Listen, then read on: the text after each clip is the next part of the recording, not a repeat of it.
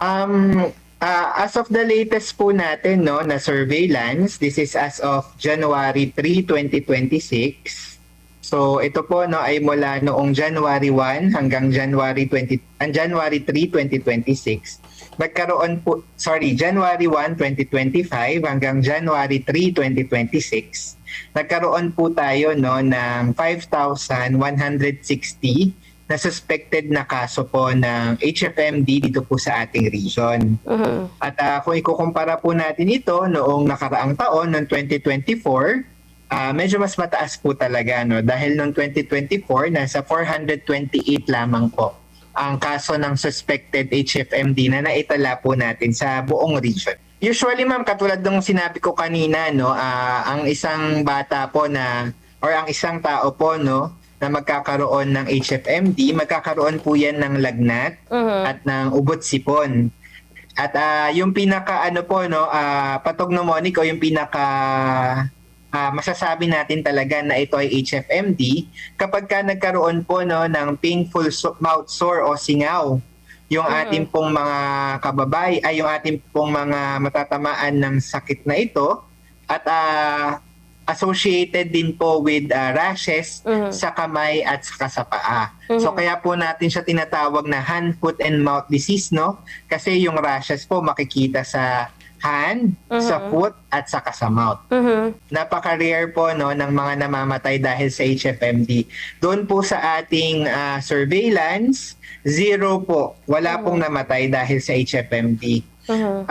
Although napakadalang po ng occurrence ng death sa HFMD, meron pa rin pong mga tsansa, no, na kapag ka ang natamaan ay yung mga vulnerable, yung may mga immunocompromised na kalagayan o yung may mga comorbidities, pwede po kasi sila magkaroon, no, ng komplikasyon. At yung mga komplikasyon, yun po yung sanhi ng pagkamatay. Pero again, ang HFMD, napakadalang po, no, na nagkakaroon tayo ng death dahil po dyan.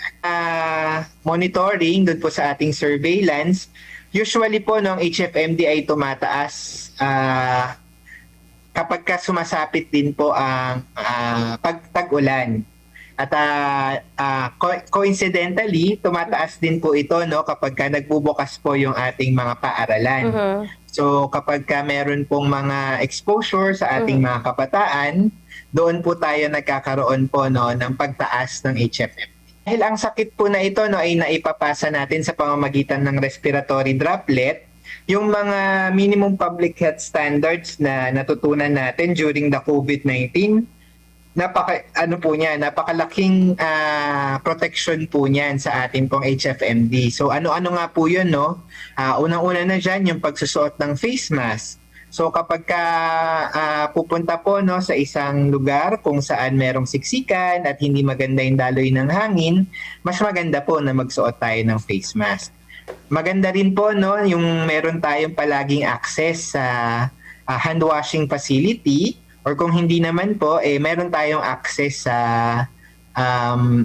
mga hand sanitizer, yung mga alcohol-based hand sanitizer, para lagi po nating nasa-sanitize ang ating mga kamay. And yung pagpapalakas ng resistensya, pagkain ng tama, at pag-exercise, yan, para hindi po tayo maging vulnerable sa viral disease na ito, ng influenza o yung tinatawag natin na trangkaso. So sa sintomas, wala po talaga silang pinagkaiba.